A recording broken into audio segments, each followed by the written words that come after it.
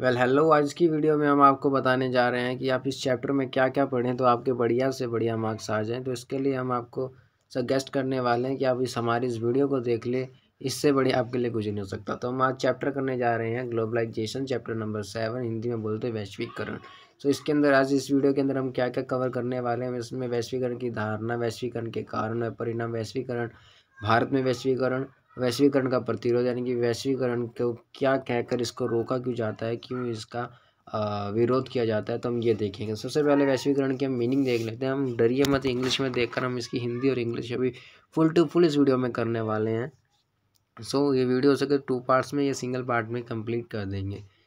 इसकी मीनिंग क्या है, तो इसकी मीनिंग देखते हैं। यहाँ पर मीनिंग है इसकी, the globalization is the flow of people, goods and ideas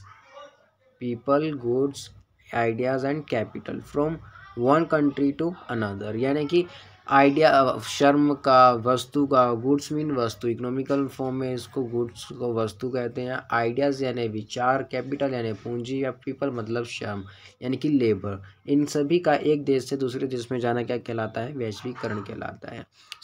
अब हम देखते हैं कि वैश्वीकरण हुआ कि उसके क्या कारण थे। तो उसके मुख्य 4 कारण थे। अब इन 4 कारणों को एकदम याद कर लीजिए, रट लीजिए अगर आपको मार्क्स फुल चाहिए। तो कौन से 4 कारण थे, तो आज हमको बताते हैं, हम आज आपको बता रहे हैं, तो ध्यान से सुनिए। सबसे पहला, rapid growth of technology. Rapid का मतलब होता है फास्ट, ग्रोथ का मतलब होता है विकास, टेक्नोलॉजी यानी तकनीक, यानी कि तकनीक का जो है वो तेजी के साथ जो विस्तार था, इसी के कारण जो है वैश्वीकरण हुआ। ठीक है। Variation in the level of development, मतलब कि वेरिएशन मीन अंतर, लेवल मतलब स्तर, व डेवलपमेंट यानी विकास, यानी कि जो अलग अलग स्तरों पर जो था विकास, अलग अलग देशों में, अलग अलग राज्यों में, अलग अलग क्षेत्रों में, अलग अलग फील्ड्स में, अलग अलग टाइप्स का जो था विकास हो रहा था। उसके बाद में अनइक्वल अवेलेबिलिटी ऑफ रिसोर्सेज। तो आप जानते हैं नेचुरल रिसोर्सेज जो है, ये नेचुरल लिख रखा है। नेचुरल की स्पेलिंग आप सभी को पता होगी, NACTURE, नेचुरल, सॉरी नेचर हो गया, RAL नेचुरल। ठीक है, नेचुरल रिसोर्सेज। क्या है कि अनइक्वल्ड अवेलेबिलिटी, यानी कि भारत में जो है ये प्राकृतिक संसाधन कम है एज कंपैरिजन टू खाड़ी देश, यानी कि गल्फ कंट्रीज जो है वहाँ पर तेल ज़्यादा है। रूस के पास आप देख लीजिए प्राकृतिक संसाधन कितने ज़्यादा है, वह भारत के पास नहीं है। तो एक देश से दूसरे देश में संसाधन की पूर्ति करने के लिए क्या है, वैश्वीकरण अपनाया गया। और कल्चरल डाइवर्सिटी, तो भारत का संस्कृति क्या है, ये कल्चरल मीन है सांस्कृतिक। सांस्कृतिक क्या है, भारत में कुर्ता पजामा, अमेरिका की जीन्स, पाकिस्तान के पठानी सूट टाइप में चलते हैं।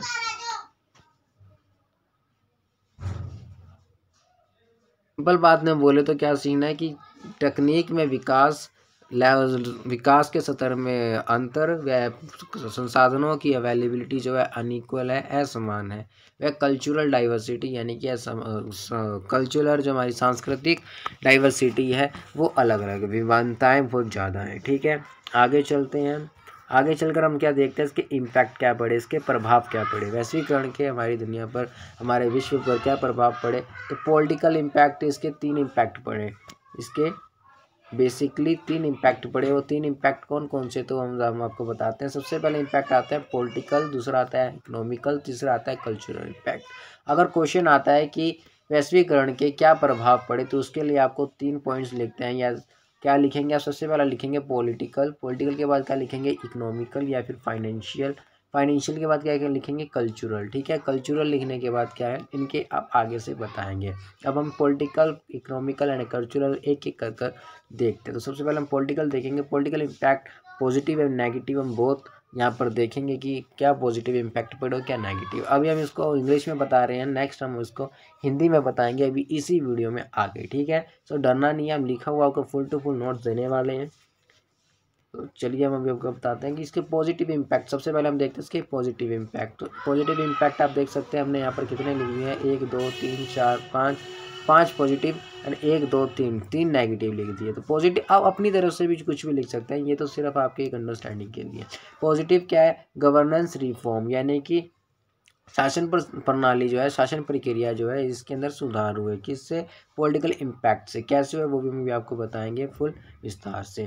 ट्रांसपेरेंसी यानी कि अपारदर्शिता, पारदर्शिता हुई कैसे, गवर्नमेंट क्या काम करती है वो अब आपको पता चल जाता है। ठीक है, जिसको हम एक तरफ से मीडिया के थ्रू भी कह सकते हैं, वह टाइम टाइम पर जो है ये प्रेस कॉन्फ्रेंस कर कर हमको सूचित करते रहते हैं कि कौन से पैसे का क्या इन्होंने किया, कौन सी पॉलिसी बनाई है, इसके क्या इम्पैक्ट होंगे, पॉजिटिव इम्पैक्ट, नेगेटिव इम्पैक्ट, इसके क्या से ज़्यादा लाभ होंगे, प्रॉफिट्स वगैरह ये बताते रहते हैं। सिंप्लीफिकेशन ऑफ गवर्नेंस, आप देख सकते हैं कि गवर्नमेंट स्कूल में अगर आप पढ़ते हैं तो गवर्नमेंट स्कूल में क्या है, अब ऑनलाइन अटेंडेंस जो है डायरेक्टर के पास जाती है। ये क्या है, ये सिंप्लीफिकेशन हो गया। इसके साथ क्या है कि डायरेक्टली इजीली जो डाटा है वो एकदम मिल जाता है उनको, ठीक है। Integration of technology in governance, तो इसमें वही बात आ गई कि एक के साथ एक, जैसे कोविड की पेंडेमिक में हमने क्या देखा कि कोविड में जो था ऑनलाइन क्लासेस चली, अभी भी आप इस वीडियो को देख रहे हो तो आप ऑनलाइन के थ्रू ही देख रहे हैं। ये क्या, ये इंटीग्रेशन हो गया टेक्नोलॉजी के कारण, शासन जो है एक साथ जुड़ गया। प्रशासन जो है अब क्या है, अगर सेंटर को क्या है, सेंटर को अगर स्टेट्स की जो है कार्रवाई देखनी है तो वो ईजिली वहाँ पर देख सकते हैं कि वहाँ पर जो स्टेट गवर्नमेंट है वो क्या वर्क कर रही है। सो ये क्या है, ये हो गया इंटीग्रेशन, यानी कि इनको आपस में जोड़ दिया गया, इनका एकीकरण किया गया है टेक्नोलॉजी के कारण प्रशासन का, ठीक है। उसके बाद ये आप देख सकते हैं लिखा हुआ है qualitative increasing in the function of governance. आप इसकी स्क्रीनशॉट ले सकते हैं और इसको अपनी कॉपी में लिख सकते हैं ताकि आपको दोबारा से इसकी रिवीजन हो जाए, आप इसको एक बार देख सकें एग्जाम से पहले। लोग इसमें क्या लिखा, qualification increasing in the function of governance, यानी कि जो इंक्रीजिंग हुई है, इसमें बढ़ोतरी हुई है कि इसमें गवर्नेंस के फंक्शन में उसकी क्वालिटी बढ़ी है, ठीक है। Negative impact end of the welfare states, welfare states क्या होता है, कल्याणकारी राज्य। कल्याणकारी राज्य क्या होते हैं, जहाँ पर जो है सरकार जो है यह गरीबों के लिए कार्य करती है। गरीबों के लिए कैसे, उनको राशन देना, सरकारी स्कूल बनाना, उनकी हेल्थ के लिए देखना, तो ये क्या सब क्या है, अब इसकी जो है कम हो गई है। अब जो गवर्नमेंट है वो डायरेक्ट नहीं जाती, वो टेक्निकल थ्रू के जाती है, जिसको हम सिंप्लीफिकेशन ऑफ गवर्नेंस कहते हैं। सिंप्लीफिकेशन ऑफ गवर्नेंस क्या, नेगेटिव और पॉजिटिव दोनों इम्पैक्ट हो सकते हैं, ठीक है। वेलफेयर स्टेट जो है ये खत्म हो गए, कल्याणकारी राज्य विलुप्त हो गए। Rise in less interfacing in the states, यानी इसका क्या मतलब है, यानी कि जो सरकार जो है ये इंडस्ट्रीज में इतना हस्तक्षेप नहीं करती जितना ये पहले करती थी, ठीक है। उसके बाद आता है हमारा rice in the list of interfacing industries and states, ठीक है। तो वो वही बात आ गई कि सरकार जो है अब राज्यों के मध्य इतना इंटरफेयर नहीं करती। क्यों, क्योंकि उसको पता है, क्या पता है कि सिंप्लीफिकेशन हो गया, इंटीग्रेशन हो गया, इन दोनों के तहत क्या होगा, गवर्नमेंट जो है इजीली कहीं से भी अपना देख सकती है, उस पर निगाह रख सकती है, तो वो अब डायरेक्ट नहीं आती। पहले क्या था कि सेंट्रल गवर्नमेंट के बीच में कोई भी विवाद होता था वो डायरेक्ट इजीली एक दूसरे के साथ कनेक्ट रहते थे, लेकिन अब ऐसा नहीं है।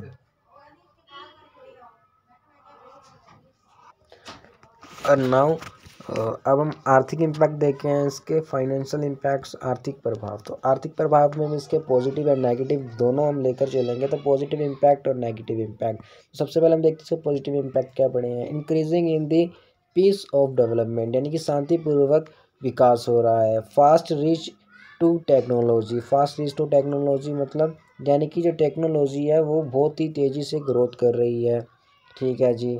हाई यूटिलाइजेशन ऑफ रिसोर्सेज, इसके कारण क्या है कि हम ज़्यादा से ज़्यादा रिसोर्सेज जो है, संसाधन जो है उनको वो कर पा रहे हैं, वह संतुष्टि प्राप्त कर रहे हैं। ग्रोथ इन दी एम्प्लॉयमेंट, यानी कि रोज़गार को बढ़ोतरी मिल रही है। Growth in the quality due to market competition, अब देख सकते हैं मार्केट में जो है ज़्यादा से ज़्यादा कंपटीशन है, उसकी प्राइस जो है वो लो है और जो क्वालिटी जो है वो एकदम अच्छी है। एंड ऑप्शन इंक्रीजिंग, यानी कि बहुत सारी शॉप है, कंपटीशन चल रहा है, तो बहुत सारे ऑप्शंस जो है कि ये ले कि वो ले। अब जैसे मार्केट में जाएं तो मार्केट में आप क्या देखते हैं, वह मतलब डिफरेंट टाइप्स ऑफ वैरायटीज़ वहाँ पर, चाइनीज़ है, इटालियन है, इंडियन है, साउथ इंडियन है, नॉर्थ इंडियन है, वेस्ट इंडीज़ है, बहुत टाइप्स ऑफ द फूड, बहुत टाइप ऑफ द क्लॉथ्स, बहुत सारे यहाँ पर ऑप्शंस मिल जाते हैं, जिसके कारण हम उसको अच्छे से ले पाते हैं, वह हमको इससे संतुष्टि प्राप्त होती है, अर्थात हमको यूटिलाइजेशन जो है वो बढ़िया होता है। नेगेटिव इम्पैक्ट में क्या, राइज इन एमएनसी, एमएनसीज क्या होती हैं, तो एमएनसी होती है मल्टीनेशनल कंपनीज, ठीक है। इसको हिंदी में क्या कहते हैं, हिंदी में बहुराष्ट्रीय उद्योग भी कहते हैं।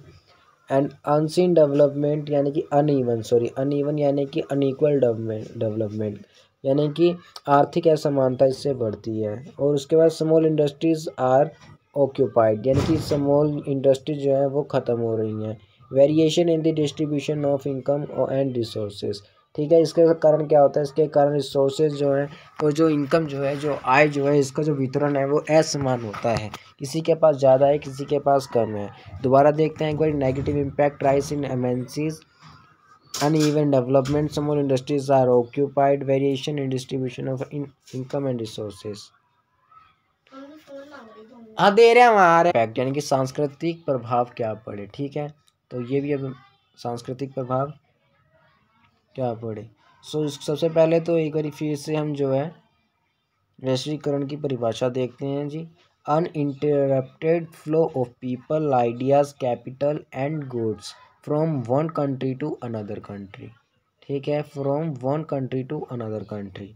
ये हो गई इसकी डेफिनेशन, यानी कि व्यक्तियों का प्रवाह, आइडियाज़ का प्रवाह, कैपिटल का प्रवाह व गुड्स का प्रवाह एक देश से दूसरे देश में क्या कहलाता है, वैश्वीकरण कहलाता है। एंड नाउ आगे देखते हैं इसके पॉजिटिव इम्पैक्ट, कल्चरल सांस्कृतिक के क्या है पॉजिटिव और नेगेटिव इम्पैक्ट। पॉजिटिव क्या है, openness in thoughts, development of mixed culture, change in eating and living habits, increasing options in dress, food, business, etc. Negative, a great influence of American culture, loss of culture of less development country or undevelopment countries, ठीक है। And development in culture are one side. अभी इसकी हम हिंदी देखते हैं। Openness इन thoughts यानी कि विचारों में खुलापन आया है। डेवलपमेंट ऑफ मिक्स कल्चर यानी कि भारतीय, जैसे कि आप देखते हैं कि जीन्स के ऊपर कुर्ता पहनना, ये क्या है, मिक्स कल्चर है, ठीक है। Indian and American both are. Change in eating and living habits, पहले क्या था, ज़मीन पर सोते थे, हाथ से खाते थे, लेकिन अब क्या है, बेडों पर सोते हैं, वह चम्मच से खाते हैं। सो ये क्या है, change in eating and living habits. Increasing options in dress, food, business, आप बहुत अलग अलग डिफरेंट टाइप्स ऑफ ड्रेस पहनते हैं, डिफरेंट टाइप्स ऑफ फूड खाते हैं, डिफरेंट टाइप्स ऑफ बिजनेस कर सकते हैं। अब वैसा नहीं है कि कुमार का बेटा कुमार बनेगा या फिर धोबी का बेटा धोबी का काम करेगा। So no, not now, this is not possible, and now we can do something another and different from our family, ठीक है। फैमिलर जो हमारा फैमिली की जो बिजनेस था, हम उससे अलग बिजनेस कर सकते हैं विद अपनी मर्जी के साथ, ठीक है। और इसके नेगेटिव में आपने देखा कि अमेरिकन जो कल्चर है, इसको बहुत ज़्यादा प्राथमिकता मिल रही है। जो लेस डेवलपमेंट या हम कह सकते हैं जैसे अफ्रीका या फिर अपना और जो छोटे छोटे भी पोलैंड टाइप में जो देश हैं, इनका साथ क्या हो रहा है, इनके साथ दक्षिण सूडान को देख सकते हैं हम। सो इनकी जो संस्कृति है ये लुप्त हो रही है और सिर्फ अमेरिका का वही वर्चस्व मिल रहा है इसके साथ। तो ये इसका क्या है, नेगेटिव इम्पैक्ट है। अब देखिए, अभी हिंदी में आ गए। अभी हमने देखिए क्या क्या कर लिया, हमने पॉलिटिकल इम्पैक्ट देख लिए, कल्चरल इम्पैक्ट देख लिए और फाइनेंशियल इम्पैक्ट देख लिए। अब हम इसको हिंदी में करते हैं, ठीक है। तो हिंदी में देखते हैं कि वैश्वीकरण क्या है। तो वैश्वीकरण एक ऐसी प्रक्रिया है जिसके द्वारा पूरे विश्व के देश एक दूसरे के साथ विभिन्न माध्यमों से जुड़ते हैं, और ये माध्यम है व्यक्ति, वस्तु, विचार और पूंजी। इस प्रकार यदि पूरे विश्व में व्यक्ति, वस्तु, पूंजी और विचार के प्रवाह की प्रक्रिया सुचारू और आसान तरीके से हो रही है, तो हम उस प्रक्रिया को वैश्वीकरण का नाम देते हैं, ठीक है। तो ये तो हो गई वैश्वीकरण की परिभाषा। इसकी स्क्रीनशॉट ले ले और लिख सकते हैं रोककर भी। वैश्वीकरण को संभव बनाने वाले प्रमुख कारण, इसके बनाने वाले मुख्य 4 कारण हैं। कौन कौन से 4 कारण हैं, हाँ बोलो। 13 वीडियो से बात करते हैं कि इनका मतलब क्या है। यानी संचार में विकास, परिवहन में विकास, वैश्विक खतरे, जरूरत तथा आपसी लाभ होते क्या है। तो संचार में विकास क्या होता है, वैश्वीकरण व्यक्ति, विचार, पूंजी, वस्तु का प्रवाह है। हालांकि यह प्रक्रिया बहुत पुराने समय से हो रही है, परंतु समकालीन विश्व में यह प्रक्रिया काफ़ी तेज व व्यापक हो गई है। ऐसा होने के पीछे परिवहन और संचार की क्रांति है। जैसा आप देख सकते हैं कि क्या है, संचार क्या होता है, संचार होता है ट्रांसपोर्टेशन, या फिर हम संचार के लिए अभी हम यहाँ पर मोबाइल्स की बात करेंगे, लैपटॉप, इंटरनेट की बात करेंगे, जिससे हम अपने विचारों को एक जगह से दूसरे जगह पर चुटकी बजाते ही भेज सकते हैं, by news, by WhatsApp, by Twitter, by Instagram, by YouTube etcetera. So इसके कारण क्या हुआ, हमारे विचार बहुत तेज़ी से एक जगह से दूसरी जगह जा सकते हैं, ठीक है। एंड परिवहन प्रौद्योगिकी में सुधार एक स्थान से दूसरे स्थान पर जाने में लगने वाले समय में कटौती करता है। मतलब क्या है, तो ये देख सकते हैं इस लाइन का मतलब क्या है। तो इस लाइन का मतलब सिंपली यही बनता है कि अब एरोप्लेन है, कार है, ट्रेन है, जो क्या है पहले नाव से जाना पड़ता था, वो बहुत लंबा सफ़र पड़ जाता था, जिसके कारण लोग जल्दी से पहुंच नहीं पाते थे। अब क्या, अब हमारे पास जेट है, हमारे पास बड़ी बड़ी गाड़ियां हैं, बड़े बड़े उद्योग हैं, उद्योग खाए को बोल रहा हूँ, जहाज़ है महासागरों को पार करने के लिए, जिससे हमारा जो टाइम है वो बच जाता है। तो ये वैश्वीकरण को जोड़ने का एक मुख्य कारण है, एक मुख्य प्रभाव है। ये इसके कारण, ठीक है। तो दूसरा क्या है, ग्लोबल थ्रेट्स, मतलब कि वैश्विक खतरे। वैश्विक खतरे क्या होते हैं जी, वैश्विक खतरे मतलब कि जैसे अपना first world war, second world war, अपना कोरोना, HIV, सार्स, एल्बोला, या बीमारियां भी हो सकती हैं जो वैश्विक खतरे हैं। कि अभी चाइना ने, जैसे हम कह सकते हैं कि ये अपना कोरोना जो था ये चाइना ने निकाला, तो इसमें क्या हुआ, इसमें भारत ने सबसे पहले वैक्सीन बनाई, वह जो गरीब देश थे उनके साथ भी उनको साझा किया, श्रीलंका भेजा, बांग्लादेश भेजा, अपना अफ्रीका भेजा। तो ये क्या था, ये ग्लोबलाइजेशन के कारण ही हुआ, हमने इनको जोड़े रखा। वन्य जीव और लोगों के बीच आने वाली उभरती बीमारियों के लिए एक वैश्विक प्रारंभिक चेतावनी प्रणाली का निर्माण करता है ये, ठीक है।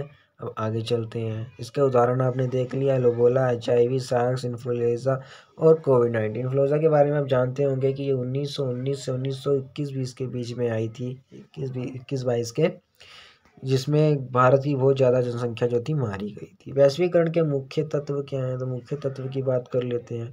व्यापक प्रतिबंधों को कम करना ताकि वस्तुओं और सेवाओं को सुचारू रूप से आवाजाही हो सके। एक ऐसा वातावरण बनाए जो विभिन्न देशों के बीच स्वतंत्र रूप से पूंजी प्रवाहित कर सके, ठीक है। अगला पॉइंट, एक ऐसा वातावरण विकसित करना जो प्रौद्योगिकी को स्वतंत्र रूप से प्रभावित करने की अनुमति देता है।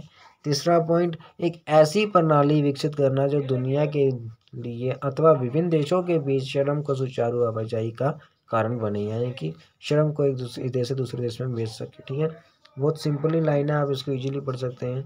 उसके बाद आता है बहुराष्ट्रीय निगम या मल्टीनेशनल कंपनीज, ठीक है। MNC की ये आ गई। अब MNC क्या है, तो MNC भी हमारा आगे आया था इकोनॉमिकल इम्पैक्ट्स में। तो ये बड़े व शक्तिशाली व्यवसाय हैं जो विभिन्न देशों में उत्पादन व सेवाएं बेचते हैं, इन्हें अंतर्राष्ट्रीय निगम या TNC भी कहते हैं, ओके। आगे चलते हैं। सरकार, 2000 क्वेश्चन बीच में, ठीक है। सरकार ने भारत में निवेश की बाधाओं को, इसमें क्या पूछा गया, तो उसमें पूछा गया कि भारत में वैश्वीकरण को कब अपनाया गया, तो ये 1951 में अपनाया गया। वह इसी टाइम जो है भारत में LPG नाम की एक नई प्रणाली आई, LPG, ठीक है, यानी कि लिबराइजेशन, प्राइवेटाइजेशन और ग्लोबलाइजेशन, ठीक है। इसके बारे में अभी हम आगे बात करें। वैश्वीकरण क्या है, जिस प्रक्रिया के द्वारा दुनिया तेजी से एक दूसरे से जुड़ी हुई है, ये वैश्वीकरण है। आगे बढ़ते हैं। आर्थिक भूमंडलीकरण के लाभ और नुकसान जी, यानी कि आर्थिक वैश्वीकरण के लाभ और नुकसान क्या है, एक बार दोबारा पढ़ेंगे। अभी हमने आगे इंग्लिश में किया था, अब हम हिंदी में करेंगे। वैश्वीकरण से विकासशील देशों को तेजी से प्रगति करने में मदद मिलेगी, जिसका पॉजिटिव हो गया। वह जो विकासशील देशों को तो तेजी मिल गई, लेकिन जो अल्प विकसित देश हैं उनको मदद नहीं मिलेगी, उनकी संस्कृति लुप्त हो जाएगी, उनकी जो संसाधन है वो कम हो जाएंगे। प्रत्यक्ष विदेशी निवेश और तकनीक नवाचार होगा, इसके साथ न्यू टेक्निक आती जाएगी।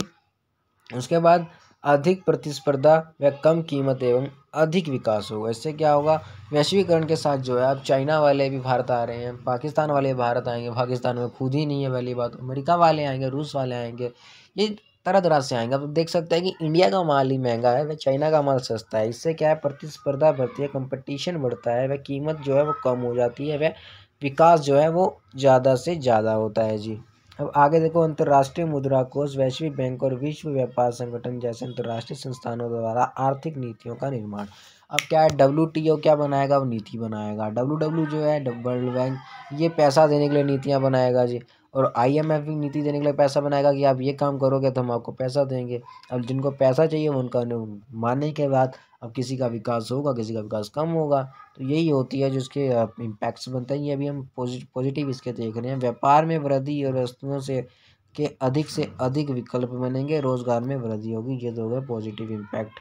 एंड नाउ वी आर नुकसान और इसके डिसइंटीग्रेशन डिसएडवांटेज देखते हैं। घरेलू उद्योगों का नुकसान होगा, जो हमने पहले भी कहा था कि जो स्मॉल इंडस्ट्री जब विलुप्त हो जाएंगी। एंड प्राकृतिक संसाधनों का स्थानांतरण होगा, जैसे रसिया का जो पेट्रोलियम है वो दूसरे देशों में जाता है, गल्फ, इराक, ईरान का जाता है, कुवैत का जाता है। लेकिन अमेरिका के पास सबसे ज़्यादा पेट्रोल होने के बाद भी अपना पेट्रोल नहीं बेचता, क्योंकि वो भावी संचित करके रखता है। ठीक है, विकसित देश कुशल लोगों या संसाधनों को गरीब देश क्षेत्रों से दूर खींचते हैं। बहुराष्ट्रीय कंपनियों की एकाधिकार शक्ति बनती है, जैसे आप देख सकते हैं भारत में अंबानी अंडानी जो है, इन्हीं क्या बोलबाला चलता है आमतौर पर। ये एक पॉलिटिकल स्टूडेंट्स को पता होता है। स्थानीय क्षेत्रों से संरचनात्मक बेरोजगारी, ठीक है, जहाँ से लोग जा रहे हैं वहाँ पर बेरोजगारी बढ़ेगी, जहाँ पर लोग हैं वहाँ पर रोजगार मिलेगा। सामाजिक सुरक्षा तंत्र को कम करना, इससे क्या है, सोशल सेफ्टी है जो वो रिड्यूस हो जाती है जी। ठीक है, अब आगे देखते हैं सामाजिक सुरक्षा नेट तंत्र क्या होता है। तो सामाजिक सुरक्षा नेट शब्द का उपयोग किसी भी कार्यक्रम के व्यापक संदर्भ में भी किया जाता है जो आर्थिक रूप से गरीब व्यक्तियों या परिवारों को लाभ प्रदान करता है। तो ये क्या है, ये तंत्र है। ठीक है, इसके बारे में देख लिया हमने। अब देखते हैं, कुछ अर्थशास्त्रियों ने आर्थिक वैश्वीकरण को दुनिया का नव उपनिवेशीकरण बताया। ठीक है, अंतर्राष्ट्रीय मुद्रा कोष, विश्व बैंक और विश्व व्यापार संगठन जैसे अंतर्राष्ट्रीय संस्थानों में अमीरों और विकसित देशों का दबदबा है। आप जानते हैं कि ये WTO है, IMF है, WW है। यहाँ पर क्या है, यहाँ पर अमेरिका और ब्रिटेन की ज़्यादा बोलबाली चलती है। रूस इसमें इतना इंटरफेयर नहीं करता। हमारा 5वां पॉइंट आता है वैश्वीकरण के सकारात्मक सांस्कृतिक प्रभाव। हम इंग्लिश में कर चुके हैं, हिंदी में दोबारा कर रहे हैं, इसलिए इसको हम करीब पढ़ लेते हैं। सिर्फ पढ़ने मात्र से ही आपको समझ आ जाएगा। आप सुन ले वीडियो को और एक बार इसको रोक कर पढ़ लें अपने आप। संस्कृति लोगों के एक विशेष समूह की विशेषताओं और ज्ञान से संबंधित है, जिसमें भाषा, धर्म, भोजन, सामाजिक आदतें, संगीत और कला इत्यादि शामिल है। ये तो हो गई संस्कृति की परिभाषा। अब हम आगे देखते हैं, जैसे त्योहार, खाना, पहनावा, भाषा, ये क्या है, ये संस्कृति है हमारी।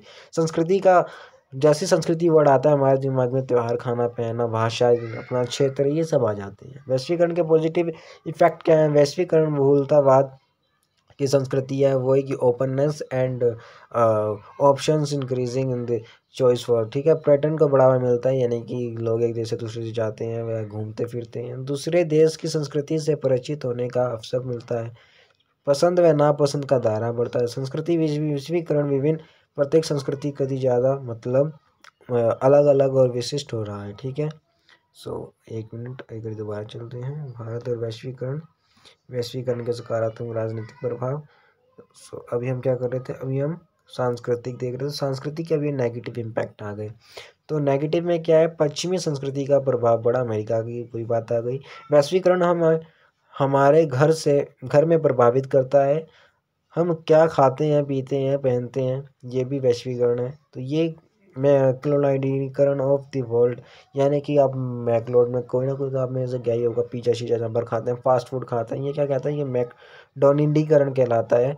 ठीक है, अब ज़्यादा लोग पिज़्ज़ा खाते हैं, बर्गर खाते हैं, तो वो अपना साग, मेथी, आलू, ये सब भूलते जा रहे हैं लोग, राजमा चावल। ठीक है, लोगों में सांस्कृतिक परिवर्तन पर दुविधा हो रही है। संस्कृतियों की मौलिकता पर बुरा असर पड़ रहा है। छोटे राज्यों व देशों की संस्कृति लुप्त हो रही है। वही बात आ गई पहले वाली।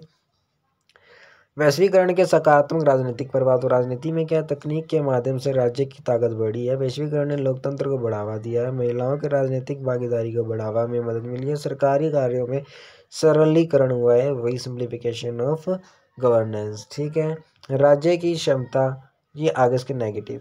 राज्य की क्षमता यानी सरकारों को जो करना है उसे करने की ताकत में कमी आ जाती है। कल्याणकारी राज्य अब एक अधिक न्यूनतम हस्तक्षेपी राज्य में बदल रहे हैं। कल्याणकारी राज्य क्या होते हैं वो देखते हैं। कल्याणकारी राज्य एक ऐसी ऐसा राज्य है जो बुढ़ापे, बेरोजगारी, दुर्घटनाओं और बीमारी से जुड़े बाजार जोखिमों से बचाकर अपने नागरिकों के लिए बुनियादी आर्थिक सुरक्षा प्रदान करने के लिए प्रतिबद्ध है। बाजार आर्थिक और सामाजिक प्राथमिकताओं को महत्व देता है, वह तय करते हैं वही।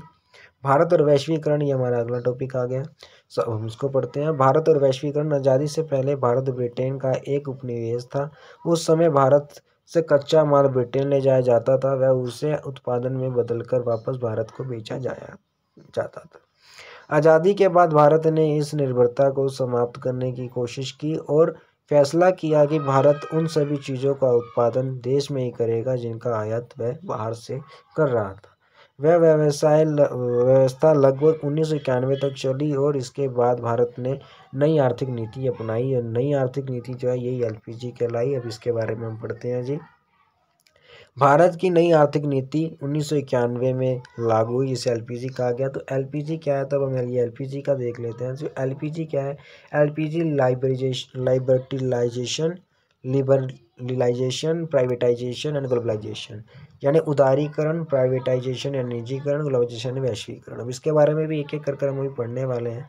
उदारीकरण क्या होता है? उदारीकरण का अर्थ होता है व्यापार करने की नीतियों को सरल बनाना, अर्थात लाइसेंस एवं बाधाओं के समाप्त करना। मतलब कि जो गवर्नमेंट जो लाइसेंस देती है उसको बिल्कुल ख़त्म कर दिया गया और एकदम इजी कर दिया गया है। जो पहले अलग अलग दफ्तर होते थे, आधार कार्ड का दफ्तर अलग, पैन कार्ड का दफ्तर अलग, जैसे आप देखते हैं, इन सबको क्या किया, कंबाइन कर दिया, एक ही जगह पर एक ही रूम या एक ही हम कह सकते हैं बाउंड्री में उसको लाकर रख दिया, ताकि ज़्यादा से ज़्यादा लोग उधार हो सके, वह वहाँ पर आकर व्यापार करने की कोशिश हो। निजीकरण क्या है? तो निजीकरण का अर्थ निजी क्षेत्र को बढ़ावा देने से है, अर्थात निजी क्षेत्र को विकसित होने का मौका देना और उस पर लगी बाधाओं को समाप्त करना निजीकरण कहलाता है। वैश्वीकरण क्या है? तो एक देश से दूसरे देश के बीच व्यक्ति, वस्तु, पूंजी या विचार के निर्बाध प्रवाह को ही वैश्वीकरण कहा जाता है। इस नीति को एलपीजी अपनाने के कारण भारत के विकास में दर में वृद्धि हुई एवं नियमों में सरलीकरण के कारण व्यापार में वृद्धि हुई। वैश्वीकरण की आलोचना किस बात पर की जाती है? तो पूरे विश्व में वैश्वीकरण की आलोचना की जाती है ये दो मुद्दों पर की। इसके दो एक ग्रुप बन रखे हैं, कौन कौन से? वामपंथी व दक्षिणपंथी। वाम मतलब लेफ्ट एंड दक्षिण मतलब राइट, ठीक है। तो वामपंथी क्या कहते हैं? वामपंथी लोग हैं जो गरीबों का साथ देते हैं। वामपंथियों का कहना है कि वैश्वीकरण की वजह से गरीबों की हालत और ज़्यादा खराब हुई है, सरकार अपनी जिम्मेदारी से हाथ पीछे कर रही है, वही कल्याणकारी राज्य नहीं रहे, अमीर अधिक अमीर व गरीब और गरीब हो रहे हैं, ठीक है। आगे दक्षिणपंथी क्या कहते हैं? दक्षिणपंथी कहते हैं कि वह लोग हैं जो अमीरों के हित में बोलते हैं और वामपंथियों के विरुद्ध, ये दक्षिणपंथी हैं जी। इनके अनुसार वैश्वीकरण तेजी से विकास करने एवं दूसरे पूरे विश्व में समान विकास की स्थिति को लाने के लिए अत्यंत आवश्यक है। अब एक बार इस पॉइंट्स में देख लेते हैं जी। दक्षिणपंथी रूढ़िवादी को महत्व देते हैं, आर्थिक क्षेत्र में कम टैक्स देते हैं, यानी कि जो कंपनीज है उनसे कम टैक्स लेती है, अधिकारियों और परंपराओं को महत्व देता है। इसका दृष्टिकोण रूढ़िवादी है। फ्रांसीसी क्रांति के बाद ये उदय में आया। पूंजीवाद के समर्थन है। व्यक्तिगत अधिकार व नागरिक स्वतंत्रता से समाज भेदभाव को ये बदलना चाहते हैं, इनको महत्व देते हैं। वह हिंदू महासभा पार्टी इनका मोटिव है। वामपंथी का समान व्यवहार, भेदभाव मुक्त समाज, बराबरी, बदलाव और प्रगति, विकास को महत्व, अमीरों से अधिक टैक्स लेती है। राष्ट्रवाद का अर्थ है इसके लिए बराबरी, उदारवादी दृष्टिकोण है। फ्रांसीसी क्रांति के बाद ये भी उदय में आया। आय में समानता देना चाहती है। सरकार की विस्तृत भूमिका में समाज को लाभ होगा। ये इसका पूरा चैप्टर था। इसका रिवीजन एक और वीडियो बनाएंगे अच्छे से, वो भी आप देख लेंगे। सो इस वीडियो को ज़्यादा से ज़्यादा शेयर करें। मेरे को पता है कि इस वीडियो में इतना अच्छा नहीं बना पाया हूँ, सो अगली बार जो है नेक्स्ट वीडियो इसी चैप्टर की हम बनाएंगे विथ 3D एनिमेशन। सो तब तक के लिए जुड़े रहें। अभी मेरे पास इतने रिसोर्सेज नहीं है एंड की प्रैक्टिसिंग, और वीडियो को ज़्यादा से ज़्यादा देखें, इसकी स्क्रीनशॉट लें और वीडियो को पढ़ें। इस जो नोट्स हैं इसको अपनी कॉपी में लिख लें ताकि आपके नंबर अच्छे से अच्छे आए। I hope you score 80 out of 80 marks. Thank you.